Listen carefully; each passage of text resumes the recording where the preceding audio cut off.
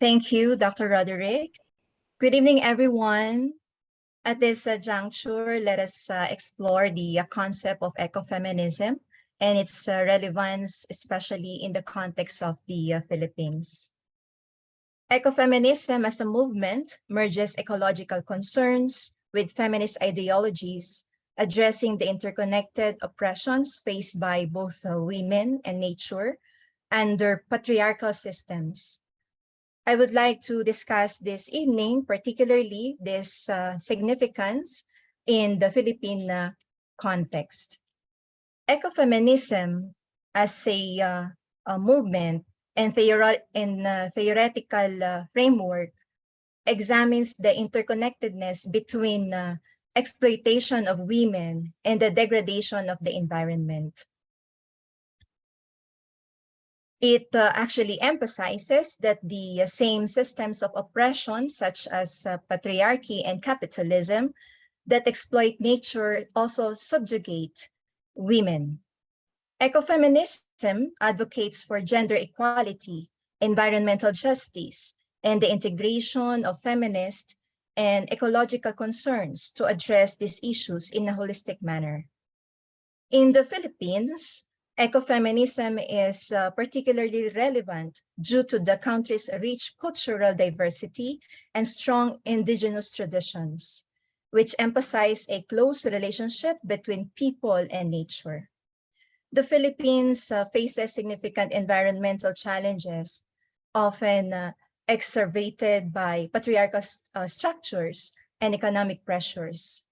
Ecofeminism provides a framework for understanding how gender and cultural dimensions intersect with environmental activism, offering pathways for sustainable development that honor both women's rights and ecological stewardship.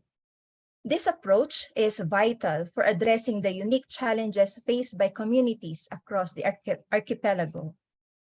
In the Philippines, ecofeminism resonates deeply due to the severe environmental challenges faced by women, particularly in rural and indigenous communities.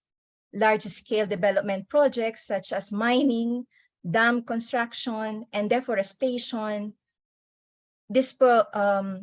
affect these communities. For example, large dam projects lead to displacement, loss of agricultural land, and disruption of ecosystems, which impact women who manage household water, agriculture, and food security.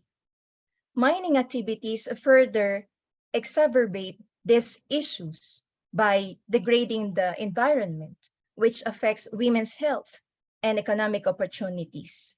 Deforestation reduces resources essential for their subsistence and increases vulnerability to climate change. Additionally, agribusiness land acquisitions displace small-scale farmers, worsening gender disparities in land ownership and food security. To address these challenges, it is crucial to integrate gender perspectives into environmental policies. Grassroots organizations like Inabuyog and Sabukahan play a vital role or pivotal role in advocating for these changes, emphasizing the need to support women's roles in environmental stewardship and community resilience, indigenous rights, and environmental justice. Inabuyog is based in Northern Island, Luzon, here in the Philippines. Inabuyog empowers indigenous women and opposes harmful projects. Their advocacy has led to significant achievements in halting destructive projects. It is a grassroots alliance of indigenous women in Cordillera region of Philippines. Founded in the late 1990s, it focuses on the rights and welfare of indigenous women. This organization advocates for gender equality, indigenous rights, and environmental sustainability. Inabuyog actively opposes large-scale mining, dam projects, and other forms of environmental exploitation that threaten indigenous lands and livelihoods. This organization has been vocal in resisting projects that displace communities and degrade natural resources. Inabuyo provides training and resources to strengthen the leadership skills of indigenous women. It promotes economic empowerment through sustainable livelihood programs and cooperative development. The organization works to preserve indigenous knowledge, traditions, and cultural practices. The main achievements include successful campaigns against extractive development projects and raising awareness of indigenous women's rights at national and international level. The other one is the Sabukahan, Unity of Lumad Women. This represents Lumad women in Mindanao, addresses issues of militarization and land grabbing. Their efforts in protecting human rights and the environment have made substantial impacts, raising awareness and mobilizing support for their cause. Sabukahan is a grassroots organization of Lumad indigenous women in Mindanao, established in early 2000s, and its mission is to defend ancestral lands, protect the environment, and promote peace and human rights for indigenous communities. Sabukahan strongly opposes militarization, which often leads to forced displacement and violence against indigenous communities. These organizations fight against land grabbing by both private corporations and government forces that seek to exploit indigenous territories for mining and agricultural expansion. Sabukahan advocates for the protection of human rights, especially for indigenous women and children who are most vulnerable during conflicts. The organization promotes peace by engaging in dialogues, protests, and campaigns against violence and human rights violations.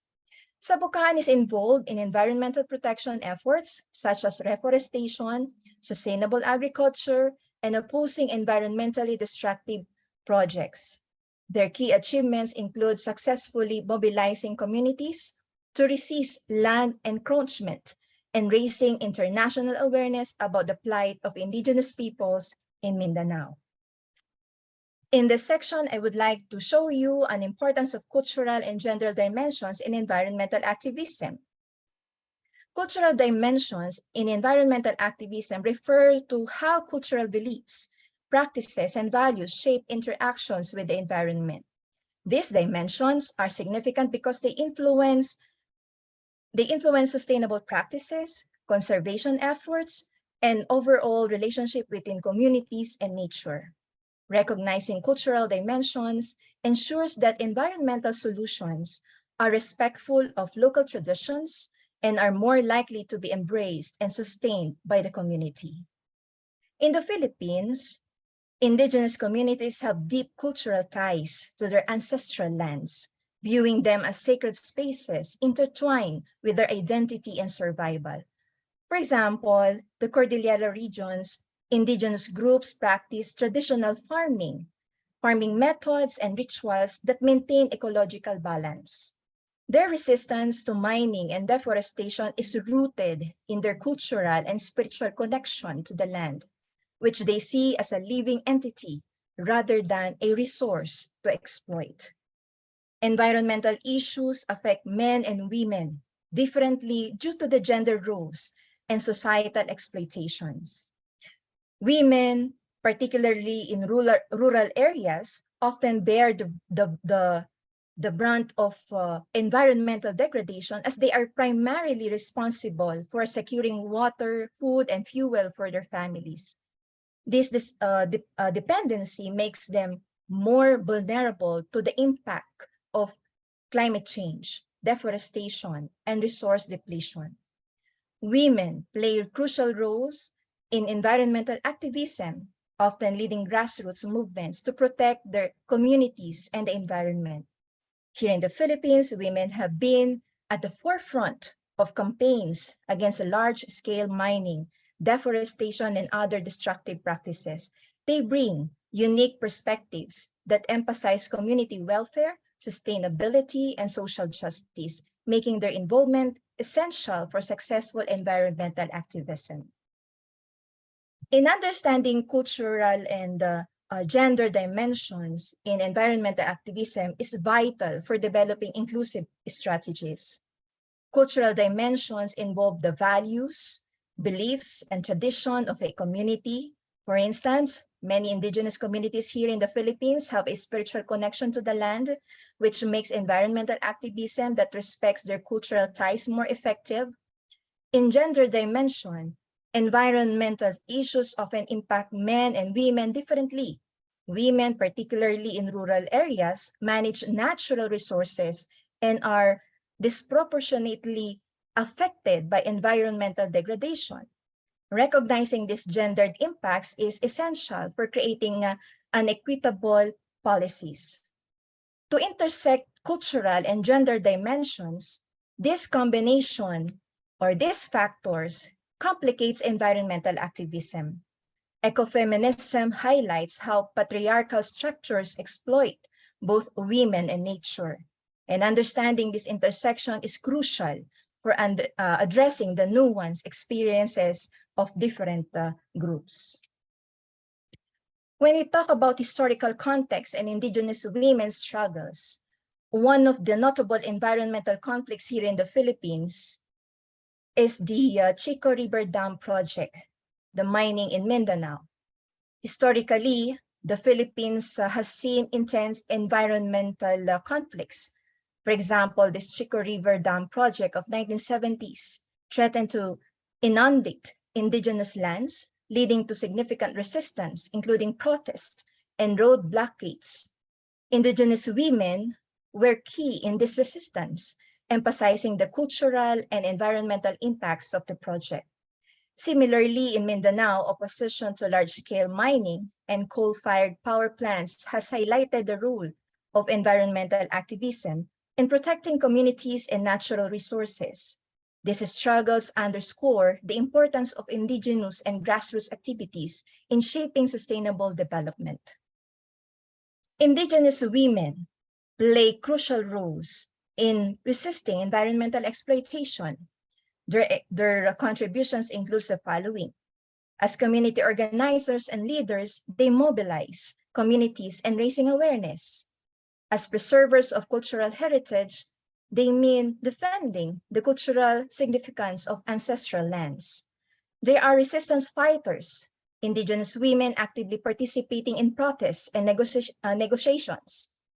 Their voices of advocacy always heard. They can also represent their communities in broader forums. They are custodians of traditional knowledge. They are documenting and preserving sustainable practices. They are considered protectors of ancestral lands. Indigenous women also leading efforts to protect their lands from exploitation. As leaders in environmental movements, they strategize and advocate for their communities. And also, being advocates for intergenerational justice, they are emphasizing long-term sustainability and protecting resources for future generations. Some case studies also has an impact of what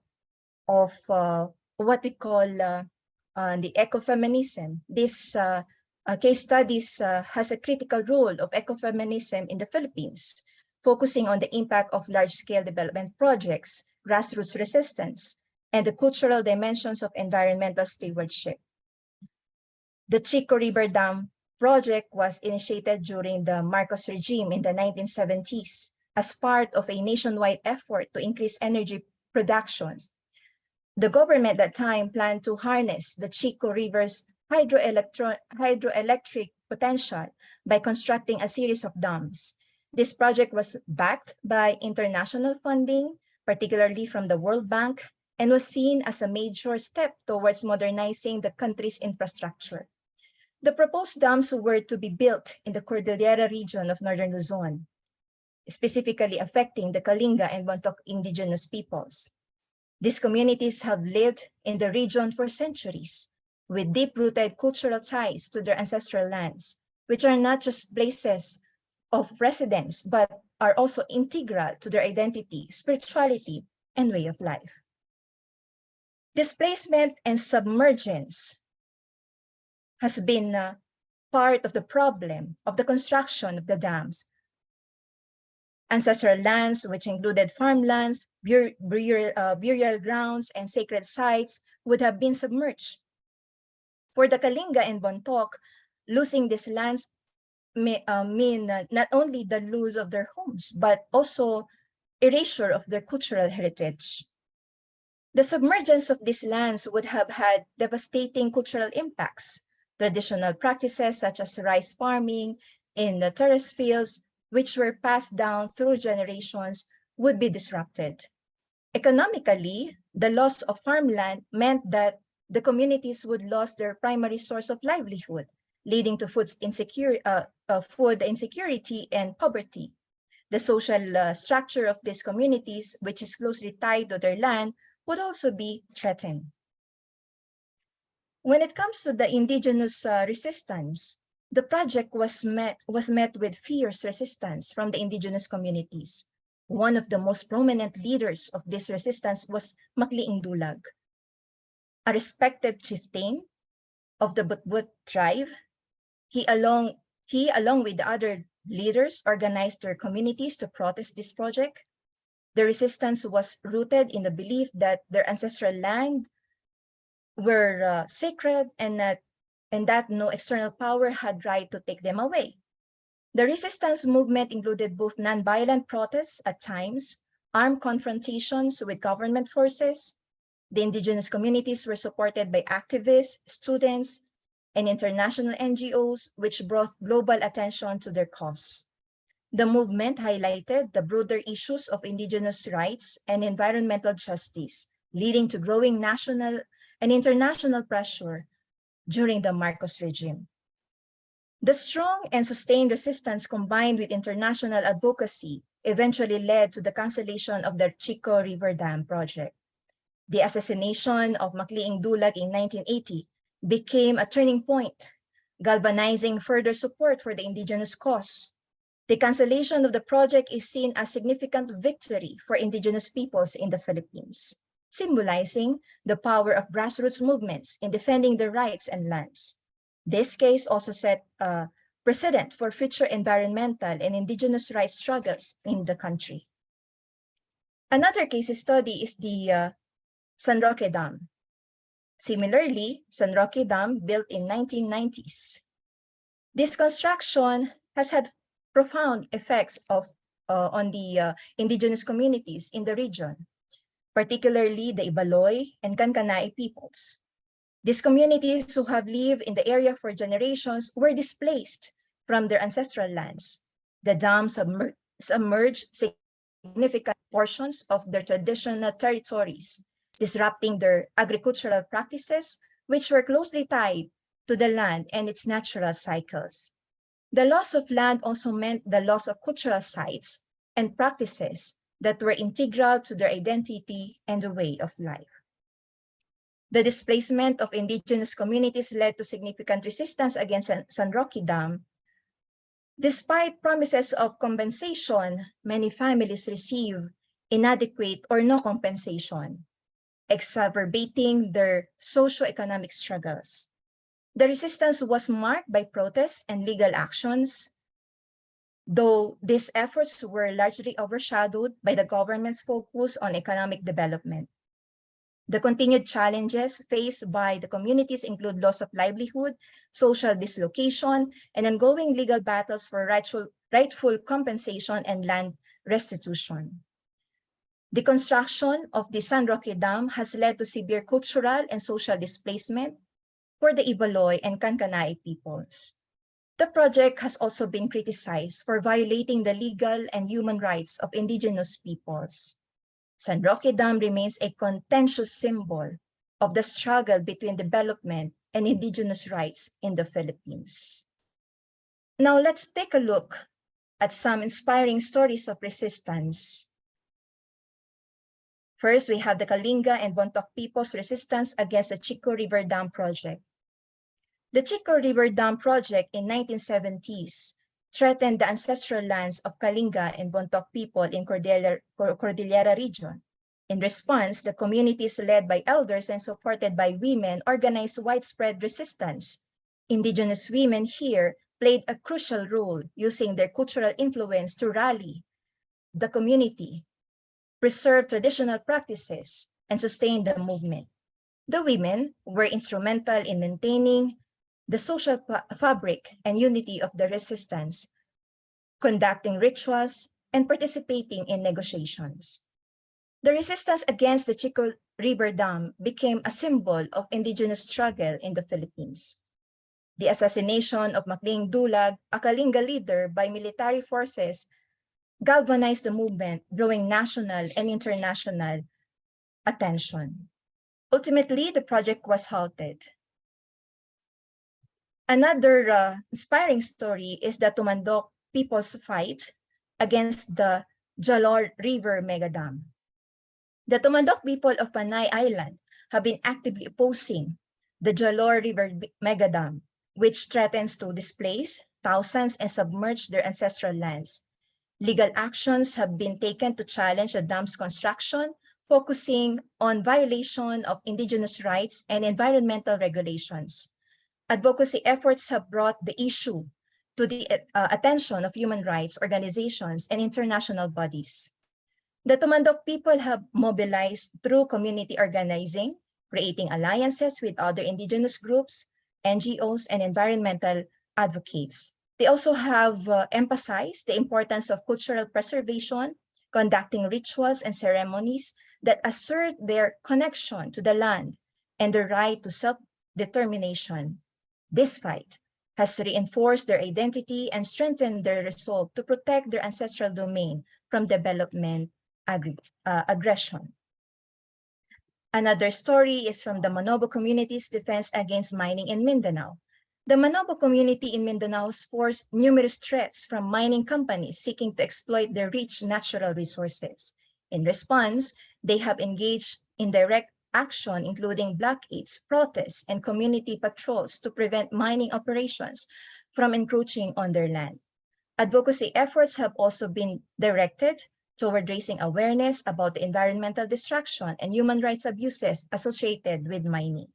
The Manobo have strengthened their traditional governance structures, such as the Council of Elders, to reinforce community decision-making and unity. They emphasize environmental stewardship, guided by indigenous knowledge and practices that have sustained their environment for generations. Their resistance has not only protected their lands, but also revitalized their cultural practices, reinforcing their commitment to environmental and cultural sustainability. These stories highlight the powerful role of indigenous communities in resisting exploitation and advocating for their rights, often led by the most affected yet resilient members of their societies, women and elders. Their efforts are not just about survival, but about preserving a way of life, deeply connected to the land and ensuring that future generations can continue to live in harmony with their environment. In the aspect of cultural dimensions of ecofeminism, indigenous knowledge systems are integral to sustainable environmental practices. This kind of system, deeply embedded in cultural and spiritual contexts, offer holistic approaches to environmental stewardship. Indigenous women, as primary keepers of traditional knowledge, play a crucial role in preserving and transmitting sustainable practices. Examples from the Ifugao rice terraces and Mangyan forest knowledge illustrate the profound connection between culture and environmental conservation. Indigenous knowledge systems and their role in sustainable environmental practices. Indigenous knowledge systems encompasses a body of knowledge and practices developed by indigenous communities over generations. Here in the Philippines, like the Ifugao rice terraces, as a prime example of sustainable land management, these terraces carved into mountainsides demonstrate the Ifugao people's intricate knowledge of water management, soil conservation, and biodiversity, enabling them to cultivate rice in a challenging environment. The holistic worldview and sustainability. Indigenous communities often hold a holistic worldview, viewing humans, nature, and the spiritual world as interconnected. This kind of worldview promotes sustainability as it emphasizes the balance between human needs and the environment. For example, as you can see, the frugal terracing system is not just an agricultural practice, but also a reflection of their cultural values, where the land is seen as a living entity that must be respected and cared for. Indigenous women, as keepers of knowledge, play a crucial role in preserving and transmitting traditional knowledge. In many cultures, women are responsible for agricultural practices, food preparation, and medicinal knowledge, making them vital stewards of their community's heritage. In the Cordillera region, for example, women are central to agricultural practices, ensuring the continuity of traditional farming methods and the conservation of local biodiversity. Biodiversity conservation and traditional ecological knowledge contributes significantly to biodiversity conservation. Indigenous communities have developed practices that maintain the health of their ecosystems, like the Mangyan people, for example, possess extensive knowledge of forest ecosystems, which they use to practice sustainable harvesting and protect their environment for overexploitation.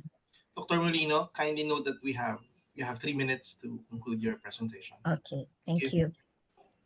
So among the other ritual practices are the Aite communities. Their ritual related to hunting, gathering, and farming are guided by principles that ensure the sustainability of their resources. And these things are challenging, and but you will see in their lifestyle, they are very resilient when it comes to the indigenous knowledge system. However, many communities are resilient and actively work to revitalize and preserve their knowledge. So they effort to document all those and integrate traditional practices with modern conservation strategies. And these are the key for their survival. Spiritual and cultural ties to nature among indigenous communities also highlighted here, because it express practices that honor the environment. That is, for example, the Igorot and Tiboli peoples have deep spiritual connection to their land, viewing it as sacred and integral to their identity. Gender perspectives in environmental activism. Filipino women have significantly shaped environmental movements through transformative leadership. Indigenous women, alongside urban and rural activists, are instrumental in defending ancestral lands and addressing environmental issues. Their efforts highlight the crucial role of gender perspectives in environmental activism. Here are the other role of Filipino women in shaping environmental movements. They are considered leaders who shape environmental movements across the country, also known as the indigenous women who contributes, and their critical role is in preservation of traditional ecological knowledge and advocating for sustainable practices. Also recognizing the urban and rural women activists who also contribute significantly to environmental movements. Likewise, we have, through their leadership and participation, Filipino women, whether indigenous, rural, or urban, have not only shaped the direction of environmental activism, but also highlighted the intersection of gender, culture, and environmental justice. To conclude this, we have to remember that ecofeminism is a lived reality in the Philippines, a reality that women fight for environment and social justice also, that indigenous women's leadership is also very important and they have crucial role in our environment. The intersection of culture and gender and ecology as to essentially understand the stewards and agents of change are also, women are part of stewards and agents of change also. And they can also bring support, and we have to recognize and at least amplify their voices, ensuring that they have resources and platforms. And ecofeminism in the Philippines vividly illustrates how intertwined gender, culture, and environmental justice. That concludes my presentation. Thank you